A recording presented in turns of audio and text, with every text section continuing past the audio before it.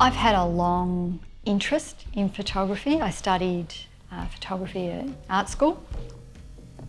As a curator, I work on research, doing a lot of research, which is either allied to exhibitions or publications or public programs. Art museums program things a number of years out, so you're always working on something that's down the track, a year or more. Part of every week is going out and looking at shows and meeting with artists, and that's one of the really great parts of this kind of a job, because you do get to go and look at shows and you do get to meet with lots of people. You know, it's fantastic. It's the world of visual arts, the world of ideas.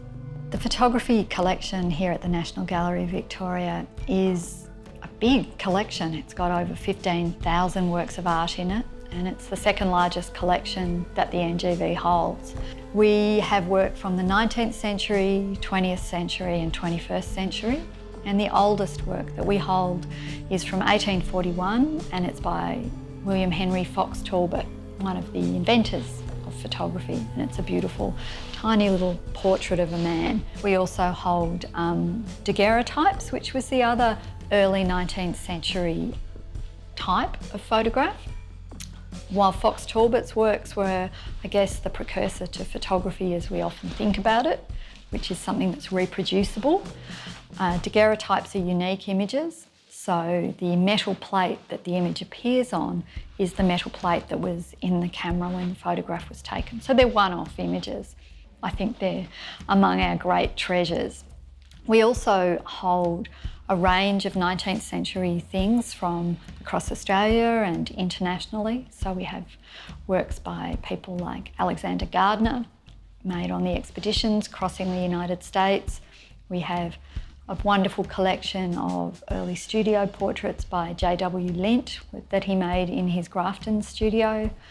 We have fantastic Melbourne scenes by Nicholas Kerr, a 19th century photographer. And then into the 20th century, we have all sorts of people. We represent Man Ray, August Sander, Diane Arbus, Robert Frank. We collect work of Japanese artists, and in fact, I think some of the most interesting Japanese works we hold are actually not 20th century works, but 19th century works, and they're the wonderful hand-coloured studio photographs that were made in the 1870s and into the 1880s. Fantastic, theatrical, tableau, they're marvellous things. Amongst contemporary work, we collect quite widely. We have a very strong holdings of Australian contemporary photography with a real emphasis on Victorian and Melbourne-based artists, but also representing international artists. So among the big contemporary international figures, we have works by Cindy Sherman, Thomas Roof, Thomas Demand, Candida Hofer.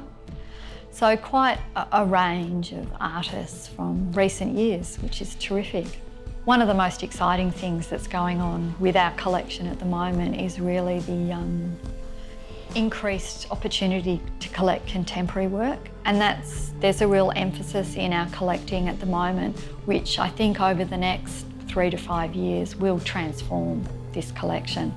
Because this is a public asset, we have to be really mindful of ensuring that it's in the best possible condition for the longest possible time. Ideally, we want things to last forever. Not everything lasts forever. I don't know if anything does.